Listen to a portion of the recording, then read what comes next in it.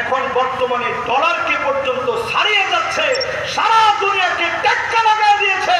শুধু কোরআনের দিকে আসার কারণে যিনি বিজয় দিয়েছেন তিনি কি?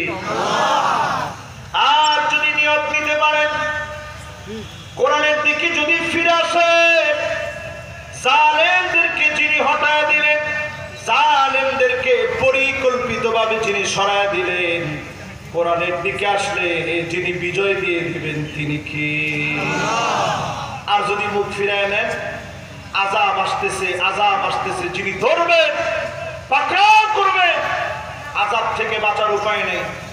আজকে যদি আপনি কোরআনের পক্ষে না আসে, আমার নিজের চোখে আমি দেখেছি আল্লামা সাঈদী সাহেবকে যখন রাজাকার বলে গালি দেওয়া হয়েছে, আল্লামা সাঈদী সাহেবকে যখন লুটেরা বানানো হলো, ডাকাত বানানো হলো, আমরা সব আলেম, পাঁচকলি, বড় লম্বা টুপি, গোল টুপি সব মিলে যদি একত্রে আওয়াজ তুলতে পারতাম, জালেমরা সেদিন গালি দিতে পারত না।